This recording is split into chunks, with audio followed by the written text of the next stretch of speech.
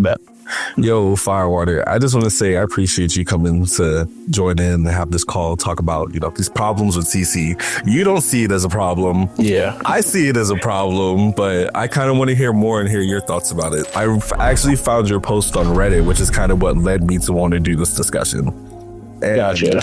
I feel like you touched on some really good points, but I also feel like as much as there are solutions to CC that are in the game, especially when it comes to skill expression, I do feel like Unite would kind of be better if we had just different options of counters to the CC rather than having to force skill expression or outplay ability. I guess the way I like to think about it, because most of my time before I got into Unite was with League of Legends and dabbling in other MOBAs. I think another part of this also comes to the fact that even in Unite, I've mostly been a supporter defender main more so than attackers.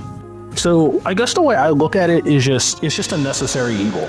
There are definitely levels where there is too much, and I even see it when I'm playing with friends or anyone else. But I think the benefits of what it opens up, especially in the highest levels of competition, just help out a bit more than the frustrations people may be feeling when they're playing their solo queue games or playing with some friends. Yeah, I know what you mean. So let me ask you this. What do you think is the core purpose of crowd control in Pokemon Unite? So, good question. The funny story, I actually saw a short from a league dev on this last night, and it helped me characterize my thoughts.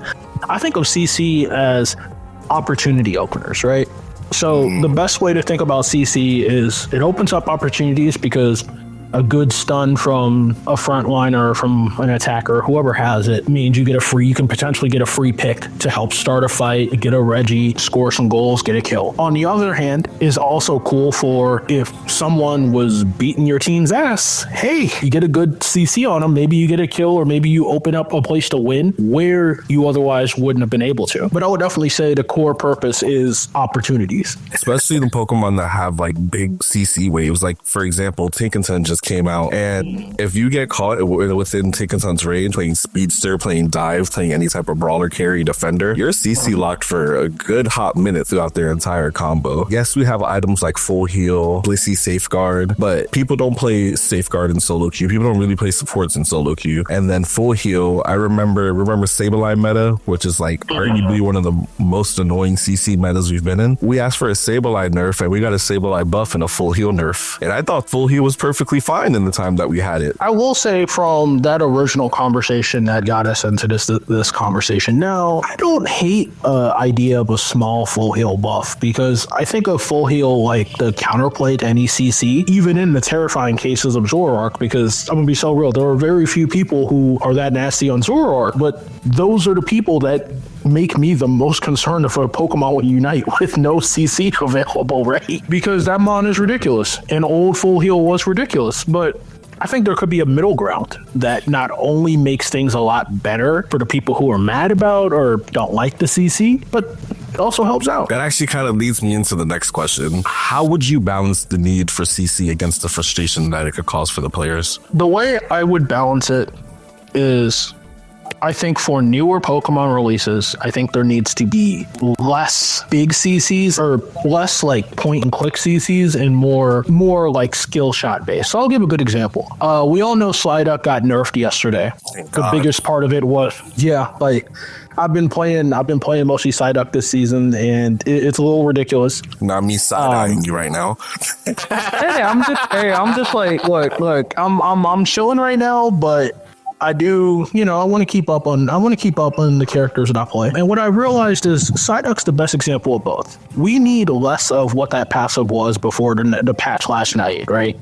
We don't need full invuln will stun the entire team and you get the walkout. But a move that I do think is good and is in the right direction is Psychic. I don't think it needed to be buffed. I think people were just point and clicking disable because it's a lot easier to use immediately. But Psychic, that's the type of skill shot with a lot of skill expression where the support player or whoever's playing Psyduck can use it and shove whoever it is they've hit with the Psychic in the direction that helps their team. I've been messing with this mon, and I'm still not quite there, in my own opinion, of being fast enough to move whoever I hit to wherever's the best place to help the team in the team fight. I think that type of skill expression in the future is good because it lessens frustration, because it's like you got to hit a skill shot, and if you get hit, then like that was just a good read in the support, like in the Psyduck player. To reduce frustration, you need less auto things, right? I'll defend Pika, but we need less bolt tackles in the game. We need less Psyduck old CCs, and we need stuff like, I don't know, like A9 combo isn't that bad of a CC because it's all skill shots. I think Gardevoir stuff is pretty good for skill shots. It's just more skill induced in the CC is what I'm looking for. For the non-tanks and support, we need more stuff that is closer to that. You got to earn your CC. And I think that I'll cover this later on, but that's just my thought about how we make it less frustrating. What do you think the developers can learn from the community feedback about CC, and how does it work in Unite? I think the main thing is how to deal with that frustration. I think the devs with time are getting better at listening to community feedback. I think the part that I'm worried about when they listen to it is Pokemon Unite devs love to take big steps, right? They love to just either go really far one direction or the other, or barely moving any ledges. I'm worried about them totally going too far when listening to the community and having some sort of no CC. But what I want the developers, or would love for the developers to learn, is to make CC more skill based. Maybe do small things like buff full heal a little bit.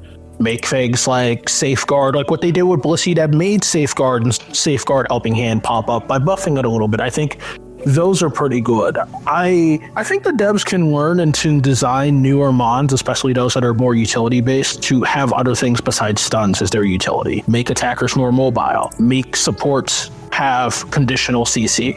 I just don't want them to do the thing where the next Pokemon is going to be super overly mobile or has a bunch of invincibility or hot armor that they can just get through CC without caring. How do you feel the presence of CC affects the balance between different roles, such as like attackers, all-rounders, speedsters? So it's funny because I feel like CC matters a ton. It matters a ton to two of those three roles. They matter a lot more for all-rounders and speedsters than attackers. I think the difference between those three roles is that attackers need it to be reactive in some way, but all-rounders and speedsters have to be reactive to it. The biggest thing that I've thought about, and it's kind of why I think about it just from the idea of, I don't play speedsters in this game. Like, I play a couple of all-rounders and some attackers, and then mostly defender and support. And the thing I see from that end is that for all-rounders and speedsters, CC is the main thing, right? You want to stun them so that your attackers can get in and do a bunch of damage. But in a lot of the cases, the reason I say attackers are reactive and why it affects their balance in the reactive way is that most of the time, if an attacker is using their CC, it is they're getting jumped on, or they have propped their combo and someone else's CC has held down the opponent and they just pile it on. It is reactive and changes the balance for all-rounders and speedsters because they have to be cognizant of that as they go in, because they're in some cases just as squishy or barely or are a little more squishy. So you have to balance a lot of the reward you get from getting hit by the CC and dodging it. All-rounders and speedsters, if you get hit, you lose all of your possibilities of getting damage without full heal. If you don't get hit, you get huge reward because you're probably just going to blow up whatever squishy attacker you're trying to dive on. Or if you're super fed, you're just blowing up whoever you actually jump on. Removing CC hurts attackers in that they're not going to have the ability to fight back when dove on, or it's going to hurt their ability to be protected by teammates. But it would buff all-rounders and speedsters because now it's much easier for them to get in, do their job, and get out, or at least survive. I do think it does matter for the attackers as well, just because, yes, some attackers do like high amounts of damage and burst, but also you have attackers that don't really have much options for mobility, right? So like not every Pokemon's Icy Wind Glaceon or Mystical Fire Sylveon. or Flame Gel, Delphox. Like, you have Pokemon like how we said earlier, Gardevoir, Moonblast. Yeah, Pikachu with Volt Tackle, which, you know, point and click, which is kind of like our point, but it makes a really good counter to high sealed speedsters that play really well against all the other forms of CC, or even like disruptions like Umbreon. I should have clarified a little bit for why it doesn't matter as much for attackers, is because I think for that group of immobile mages and ADC type attackers, the CC is all they got. Because, like, I'm going to give you a couple of examples that I think struggle because of this. Duraludon and Decidueye are the two best examples, right? They don't really have a ton of CC. Like, Owl has Shadow Sneak and Leaf Storm, I think it is, but those don't really do anything if it's getting dove. Like, you have to sit full screen and just be careful. Duraludon has Dragon Tail and a little bit of Stealth Rock, but Stealth Rock is why are you sitting in Stealth Rock long enough to get stunned? And besides Dragon Tail, which, you know, likes a jack to get farther, right? You just don't have the means to protect yourself. The ones that are immobile that have CC, like A9, Gardevoir, Pikachu, I think it's important for them because, hey, let's face it, in solo queue, or if you're not duo or trioing or 5-stacking, you're not guaranteed to have someone to help defend you, and you got to have something to help peel for yourself if you get jumped on by 2 or 3 people. I don't really play Delphox, but I'll defend the Fire Spin build because I'm convinced if Fire Spin didn't do what it does, you only could play, Flame Charge Fire Blast, I think is the other moveset, the one with the dashes. Like, I'm pretty sure Delphox wouldn't be great if you didn't play that moveset if it didn't have Fire Spin. Now, don't get me wrong, I love it that you can actually walk away from Fire Spin. It isn't going to just capture you no matter what. But as you give a good example, I think holding that pad is fantastic for those mons, and I also think having that CC being there, it's just also important for the games where you don't get to be the main carry of the comp, right? Like, you know, competitive or even in solo queue, some games you're the person that's fed out your mind and is the main damage that has to be protected for Ray fight. In other games, you're not. You're just your job is to keep the person who actually got fed alive so y'all can win the fight. And stuff like that Fire Spin or Full Tackle, I think, does a very good job in doing that. Going off of that, because there are a bunch of CC. Are there any Pokemon in particular that you think could handle the balance of CC without making it too oppressive? There's some cool Pokemon that I feel also that they can add to the game as well. Cresselia, for example. I feel with Cresselia, with like Mist, it could do a lot of like hindrance resistance and like clear. So like when you're getting slowed by Sludge Bomb, or when you're getting burned from trying to score on pad from Chandelure, I feel like you can add a little bit more skill expression to the game and like in those ways, kind of than just making another broken Blissey Safeguard or another broken Wiggly Unite. You know, I like that idea. I actually like that because that was the thing I was struggling with for the second mon, right? I was trying to think of what is a unique way to deal with CC or have some sort of CC reduction.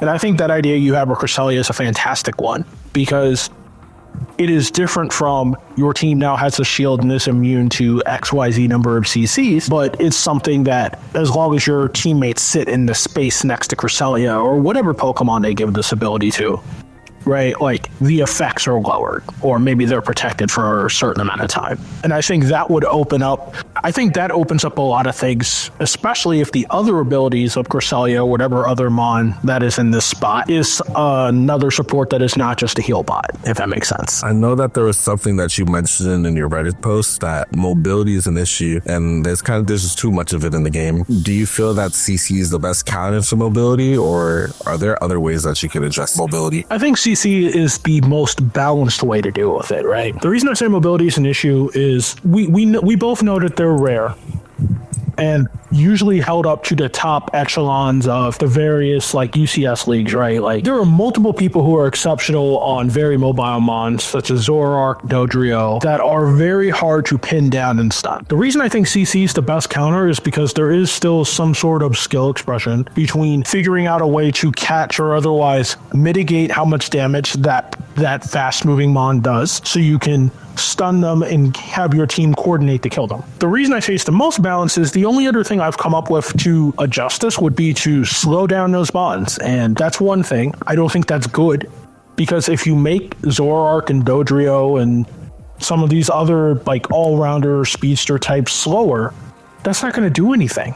Like it's going to make them less fun to those players, and you're going to have to either up their damage, which, I mean, they're already one-shotting people when they get a little ahead, or you have to buff their defense, which neither of those are going to be, like, they're both of those going to make people mad. And the other end of buffing the defenses of the immobile attackers also seems very dangerous for how the game plays. Because, I mean, as much as people joke about Greninja, Cinderace, like, Decidueye in lane, and they mess up your game, I don't think giving those type of mons a bunch of defense. So like, it's the same thing. It's just going to make things feel miserable to the speedster all-rounder players if they do everything right, but they're going to lose the 1v1 to a Cinderace because they don't one-shot it, and then they just get kited to death. Like, I don't think buffing the defenses of attackers is good either.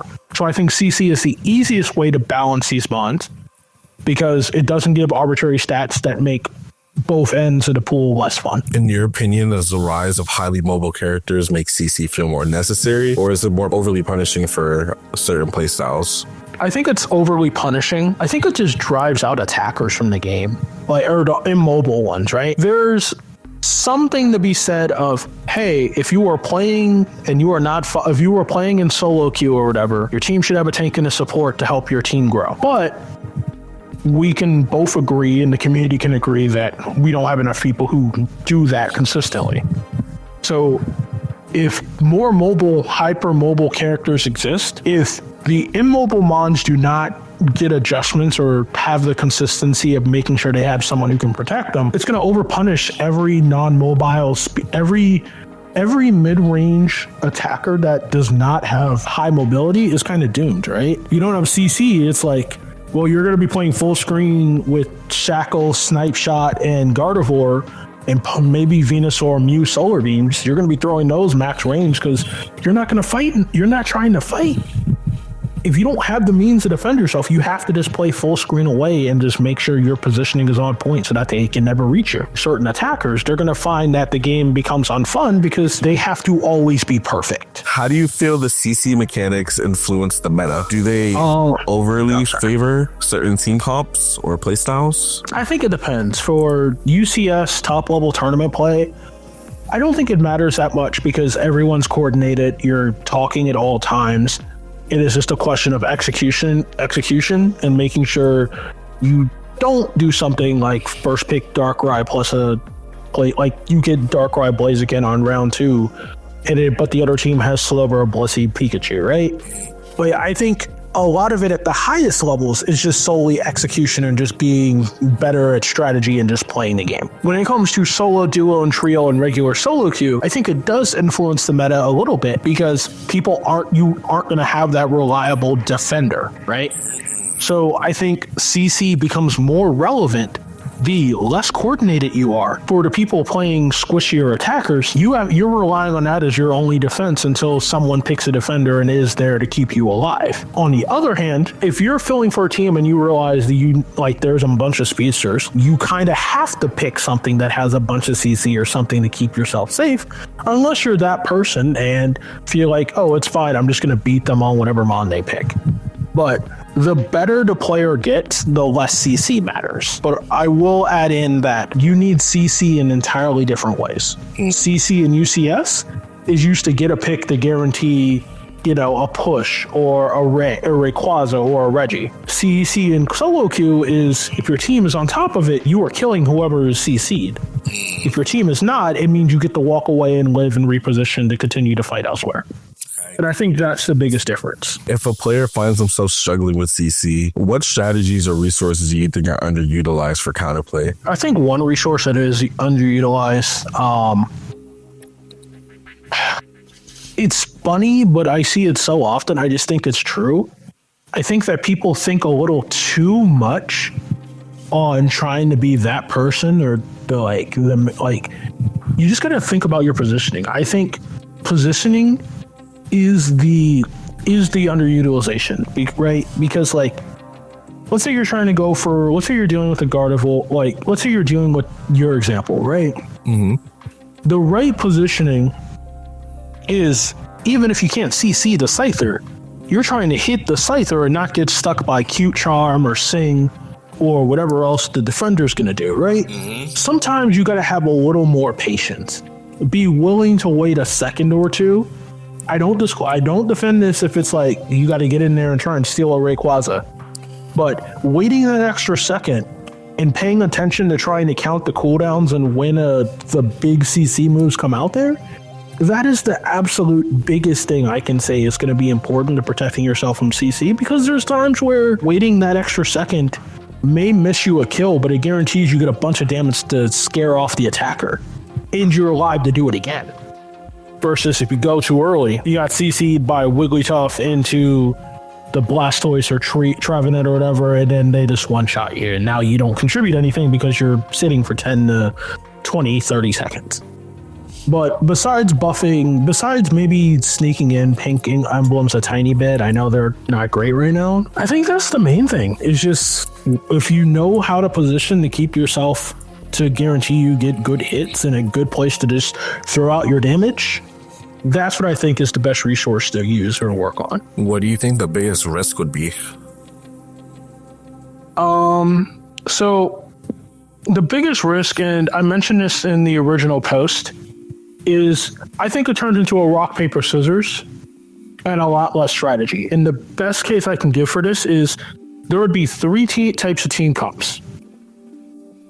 Or dive comps, which would have a bunch of all-rounders, a defender, a support like Blissey or Chansey or Wigglytuff who is running, like they are like, well, Wiggly, Blissey, or Clef who are running in with their damage, and they are just they are deathballing the other team. They are just short range, blowing up that team, get an objective, get it done. The second team is a team that's going to have more sustain. So this team may have Clefable, Pollen Puff, LD, or Umbreon, that kind of stuff, or even Comfey for a couple of them. And the goal is you're not worried about that big team fight or the team jumping on you because you're just going to out-sustain and tank through it. And then the third team is going to be a bunch of really beefy tanks that are just going to protect two very long-range opponents. Pokemon Unite in a world of no CC or minimal CC turns into a team deathmatch, right? It's going to turn into a Counter-Strike or something similar with different classes, right? If there's like, it's just kill or be killed, and whoever kills the most people and has the most damage available, they get the objective. If someone gets fed because they get a triple kill at the first game at 850 Bs and then goes invades the other team's jungle and kills another player or two, how are you bringing that back? Like if there is a Mimikyu that is level 11 or level 10, that sounds more realistic in terms of super fed jungler. A level 10 Mimikyu where there is less CC at 7 o'clock Reggie, what are you doing?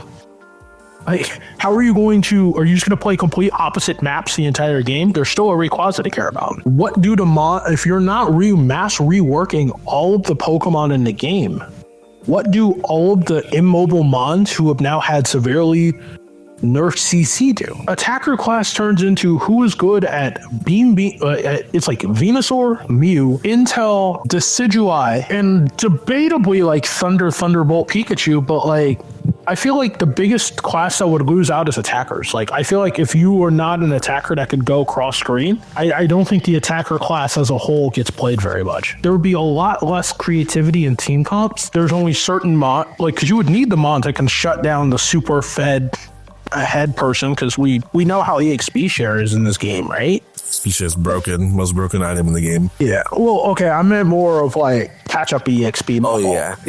But like, you get that pick on the level 12 mon at 5 minutes, your team is back in the game. The OCC makes it a lot harder. Like, how do you catch the comfy taxi if you don't have CC? Like, I think the game would be another part would be the game would be very early game based. It's like, can you get 4 kills in the first 2.5 minutes and just run over the game? How do you think the community perceptions of CC differ between the casual and comp players?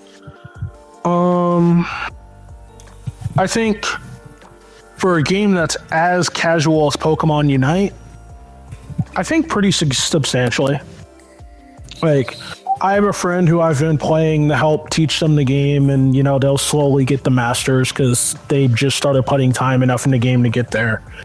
And they'll freak out a bit when they just get CC'd or they just get, they just instantly die. But then I play with my other friends who either are currently active or were active, and it's just like, yeah, that was a bad, I messed up my positioning, or oh shit, I walked into a bush and got blown up. And I would say the biggest difference between casual and competitive is the casuals usually have to be explained. Here's why it's important to avoid those situations and why it's important to CC a dangerous target to get rid of them. And the competitive players just have some background in Unite, either in Unite or some other game where they understand, hey, here's why this is important. It's really annoying when people do it well. Let's make sure we're the team doing it correctly to take out their biggest threats. Do you agree that the game's reliance on CC stems from deeper balance issues like mobility creep or rolling inequities? A tiny bit of mobility creep, because I do think a lot of newer Pokemon as the game have gone on have gotten a lot faster. I think the bigger issue is, and this may be my hottest take of our discussion, the bigger issue behind this is, outside of playing UCS like competitive tournaments or just like playing with friends who have their own specific rules, if you were playing regular duo, trio, or solo queue, the problem with people don't know how to build good team comps. I'm a firm believer that you do not need more than 3 attacker, speedsters, all-rounders in your team. There should be 1 EXP share support, 1 EXP share tank. We are still going into year 3, halfway through it, almost to year 4, seeing too many people locking in all like 4 DPSs or 4 damage mons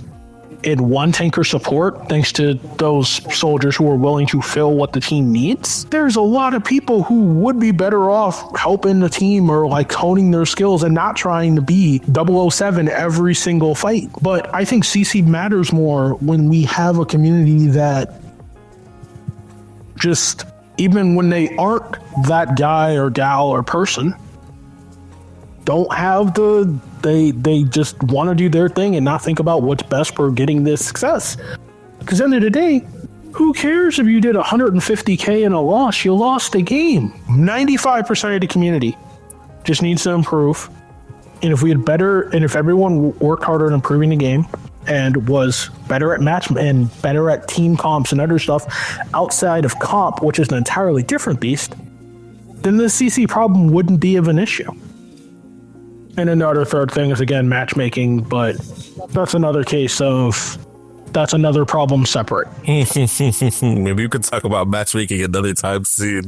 Looking back on what we've discussed, is there anything about CC or game balance you'd like to elaborate on and clarify? I think I've said my piece based on this, on the conversation we decided to have tonight. I think the one thing I'll throw in there is just, I mean, if people want to check their stats for what's the most important, hashtag Unite Devs, please give us kill counts. Facts. I'm like, it's like, I'm sorry, it's like, it's the biggest thing going on Unite subreddit or anything else, and it's like, and people are like, I did 150k, why did I lose? Can't really check that. Whereas we go in a league or any other like MOBA, they're like, yeah, we don't care that you got 20 kills. You died 15 times. That's the reason you're losing games. Stop that. But the biggest thing I would just say is, if you got to care about a stat besides if you win as a DPS, because some of them just don't do, like, sometimes you just have a game where you get a bunch of low last hit. Mm-hmm.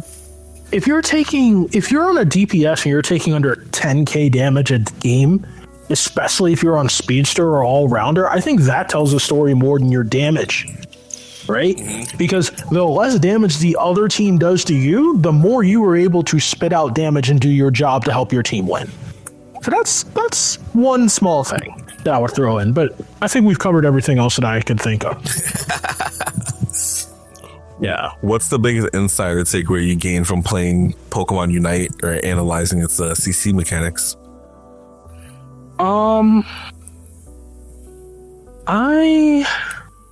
The biggest insight that I think I've had is just understanding the difference between a more casual community and a competitive community. Like, I will fully admit I'm a little too competitively focused in pretty much every game I play, right?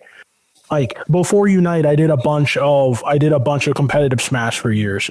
Even before Unite, I tried to do the whole league ladder type of stuff. I coach competitive activities at the collegiate level and participated in like debate and various sports throughout my entire life. And what I think I've learned from analyzing CC mechanics in Unite and how people react to them is that the difference between people who are super gung-ho about the competitive side is completely different from people who just play this game for fun or don't really think about the most optimal way to do something. Figuring out these mechanics and figuring out why people are going to be far more frustrated in a casual space rather than a competitive one is what I'd say I've learned the most from. Is there anything that we didn't touch on today that you feel is important to the discussion? There's two things. There's matchmaking and just how the game is designed in terms of helping people grow to wherever they want to go. But the matchmaking, the balance, the how to organize everything about making the game more enjoyable for people who want to get on that grind. I mean, if we did that conversation, you could have an entire group of 10 people here and we could be arguing about that for hours. But that's a whole different discussion that you need an entire panel, not just the two of us having a good old time. Yo, well, I do thank you for coming on today. Please tell me and tell everybody on YouTube, where can they find you? Where can they follow you? I guess the main thing I use these days is Twitter. So I'm Firewater or DM on there. I'm on most social medias if you know where to look. I just don't really use much more than Twitter in terms of talking about Unite and my own thoughts. You may see me if I'm around in the various Unite Discords, whether it's LG or the whatever generic Reddit is there, and various other servers where I have met a bunch of people in this activity. But I don't really use social media that much, so those are the best places to find me. You'll be able to find his info down in the description. Do you feel like there's too much CC in the game or not? Let me know down in the comments, and we'll catch you in the next video, y'all.